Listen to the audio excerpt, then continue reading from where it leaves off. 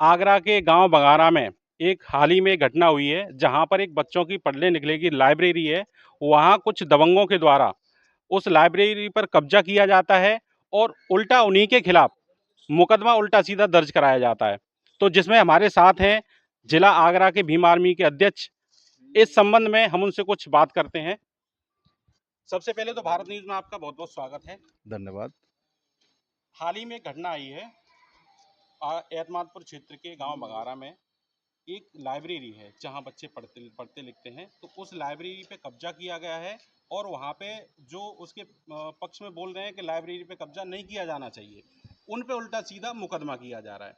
तो इसमें आगे बीमारी में की क्या कार्रवाई है, क्योंकि देखिए, पुलिस तो कुछ सुन नहीं रही है, उल्टा कार्रवाई और उन पे कर रही है। तो इसमें बीमार में की क्या कार्रवाई रहेगी आगे? इस संबंध में मैं आपको जानकारी दे दूं, ये घटना आज की नहीं है। लगभग 20 से 25 दिन पूर्व वहाँ पर ठाकुर समाज के लोग हमेशा से गांव समाज के लोगों को, जाटव समाज के लोगों को परेशान करते चले आए हैं। और पूर्व में भी कई ज़मीन घेरने के मुकदमे, कई लोगों के साथ मारपीट करने के मुकदमे, कई सारे मुकदमे जो हैं SC ST के उन लोगों के विरुद्ध चल रहे हैं।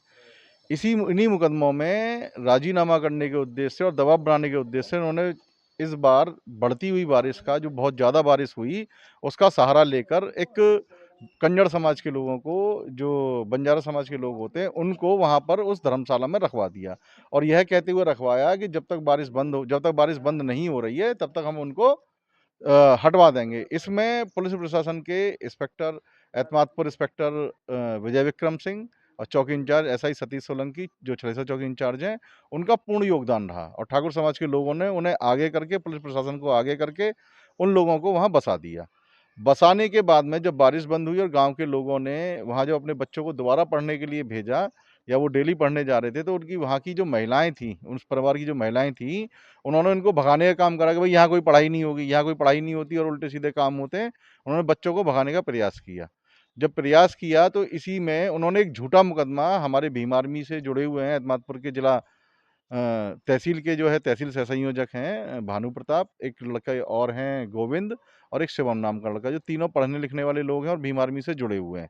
उनको दबाने के लिए कि ये जो है कार्रवाई कराते हैं थाने चौकी जाकर, इनको ये इन्हीं को ही आप जो है फंसाया जाए, तो वहाँ एक झूठा मुकदमा पुलिस ने लिखा इन तीनों लोगों के खिलाफ, और साथ में अन्य 4-5 लोगों को, अज्ञातों को दिखाया।